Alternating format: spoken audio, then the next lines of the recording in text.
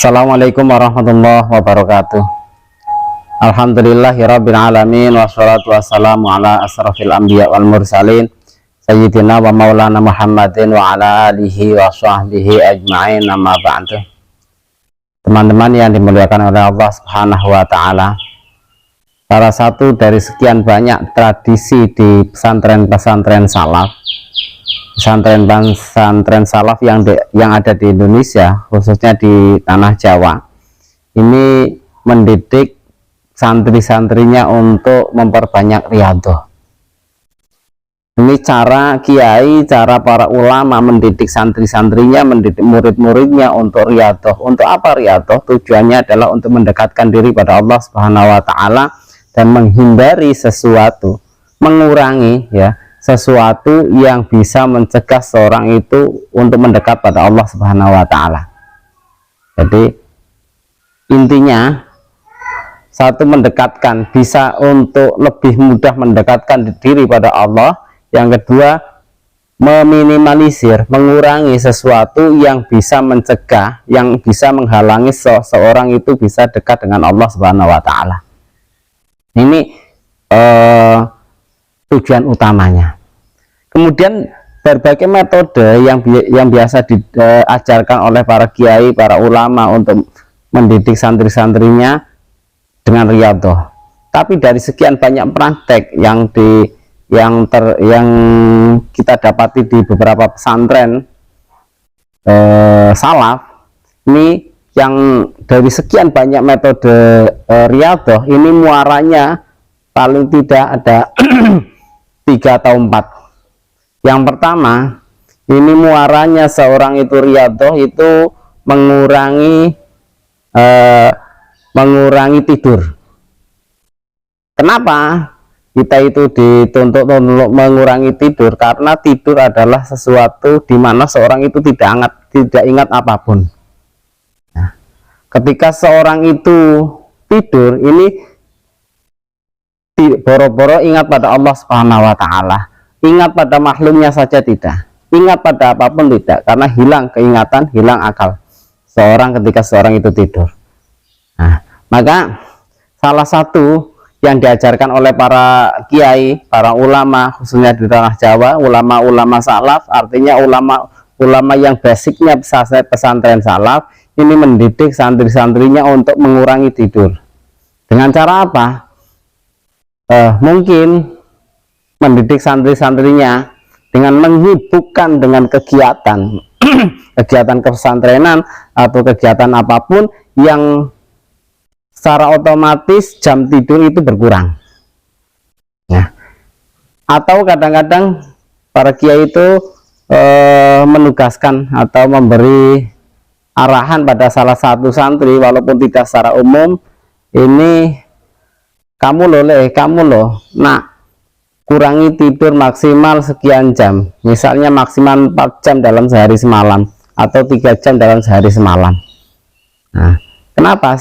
Ketika seorang itu banyak ingatnya, kemudian disibukkan dengan kegiatan-kegiatan di pesantren, mengaji, terus kegiatan-kegiatan yang positif lainnya, secara otomatis jam tidur itu berkurang. Nah, dan diisi dengan kegiatan-kegiatan yang positif, walaupun tidak menutup kemungkinan kala seorang itu tidak tidur, banyak sekali kegiatan-kegiatan yang negatif. Tapi ketika di pondok pesantren itu dididik untuk sibuk dengan kegiatan-kegiatan pesantren, kegiatan-kegiatan di mengaji, kegiatan-kegiatan muhadharah dan lain sebagainya. Intinya dididik seorang itu disiplin untuk mengikuti kegiatan-kegiatan positif yang ada di pondok pesantren, sehingga seorang itu secara otomatis mengurangi jam tidur. Yang pertama, muaranya yang pertama untuk mengurangi tidur. Kenapa? Ketika seorang dalam kondisi tidak tidur, diharapkan seorang itu bisa mendekatkan pada Allah Subhanahu wa taala. Misalnya di luar jam kegiatan wajib pesantren atau di luar kegiatan wajib apapun, bekerja dan lain sebagainya, seorang itu dituntut untuk tafakur, dituntut untuk untuk mengisi keluangan jam tidak tidurnya. Nah, ini yang pertama. Yang kedua, mengurangi makan minum. Karena apa? Di dalam makan minum ini banyak sekali ya peluang sesuatu yang haram maupun sesuatu yang syubhat masuk pada tubuh kita. Ketika seorang dipenuhi dengan nafsu makan, dipenuhi dengan makanan atau minuman yang haram maupun yang syubhat, ini seorang itu hatinya bisa mati, hatinya bisa tidak mau menerima kebenaran. Nah, ketika apa yang disampaikan oleh sahabat Ali radhiyallahu anha, ini ketika seorang itu seorang itu kebanyakan makan sesuatu yang haram, bahkan bukan hanya haram, kebanyakan makan sesuatu yang syubhat itu sendiri bisa mematikan hati. Artinya apa? Hati kita itu tidak mudah untuk menerima kebenaran, tidak mudah untuk menerima nasihat-nasihat dari orang lain. Nah, maka ketika seorang itu tidak mudah untuk menerima, ketika misalnya saya ataupun panjenengan dalam kondisi tertentu tidak mudah untuk menerima nasihat dari siapapun, ini coba introspeksi diri, mungkin sering terlalu banyak sesuatu yang haram atau sesuatu yang syubhat masuk pada tubuh kita melalui makan ataupun minum. Makanan yang kita makan atau minuman yang kita minum ini mungkin mengandung sesuatu yang syubhat atau sesuatu yang haram. Nah, yang kedua, baik haram secara zatnya maupun haram cara pengadaannya. Nah, misalnya mengambil tanpa izin dan lain sebagainya, mencuri ataupun ghosab dan lain sebagainya, ini bisa menjadikan makanan itu syubhat atau makanan itu haram. Yang kedua. Yang ketiga, mengurangi, tadi yang pertama mengurangi tidur, yang kedua mengurangi makan minum, nah, yang ketiga mengurangi bicara. Ketika seorang, karena apa?